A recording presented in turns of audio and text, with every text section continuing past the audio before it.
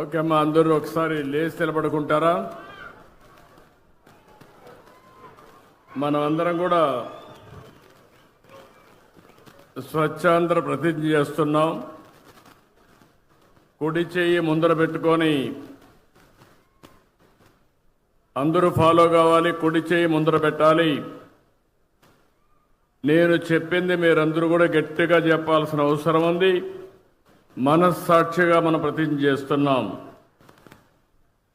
నేను నా పరిసరాల పరిశుభ్రత కొరకు ప్రతిరోజు కొంత సమయం కేటాయిస్తానని నా వంతు కృషిగా స్వచ్ఛత కార్యక్రమాల కొరకు శ్రమదానం చేసి పరిశుభ్ర ఆంధ్రప్రదేశ్ సాధించే సంకల్పానికి కట్టుబడి ఉంటానని ఈరోజు పరిశుభ్రత గురించి నేను వేసిన ఈ ముందడుగు ఆంధ్రప్రదేశ్ రాష్ట్రాన్ని శుభ్రపరచడంలో సహాయం చేస్తుందని నమ్ముతూ ఈ రోజు నుండి నా తోటి వారికి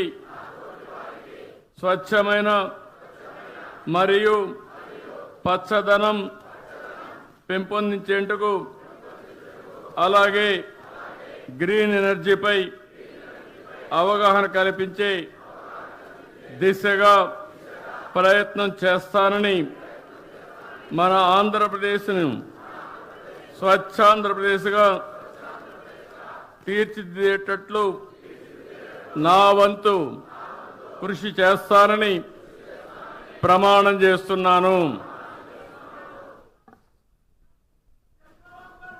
దయచేసి కూర్చోవాలి.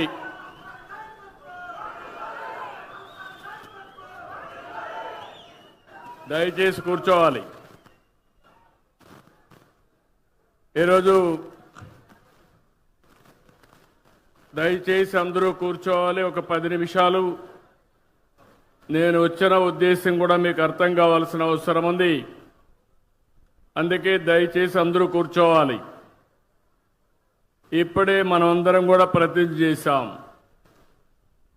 వేదిక పైన నుండే పెద్దలకి, నాకు ప్రాణ సమానమైనటువంటి ప్రజానీకానికి పేరు పేరున మనస్ఫూర్తిగా నా అభినందనలు, ధన్యవాదాలు.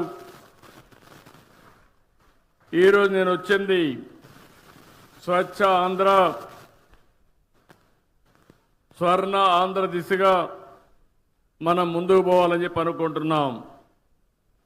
నెలకొక్కసారి 3వ శనివారం అన్ని పనులు వదిలిపెట్టి మన పరిసరాల్ని, మన ఇల్లుని, ఇంటి బయట ఏ విధంగా,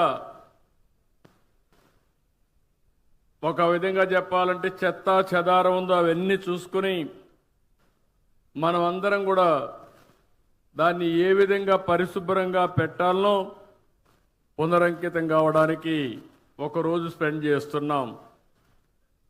నేను వివిధ సమయాల్లో వివిధ విషయాలు టేకప్ చేశాను. ఈరోజు నేను రైతు బజారుకి వెళ్ళాను. రైతు బజార్లు నేనే పెట్టాను. 1999లో పెట్టాను. ఆ రోజు ఒక మంచి ఉద్దేశంతో రైతులకు గిట్టుబాటు ధర రావాలి,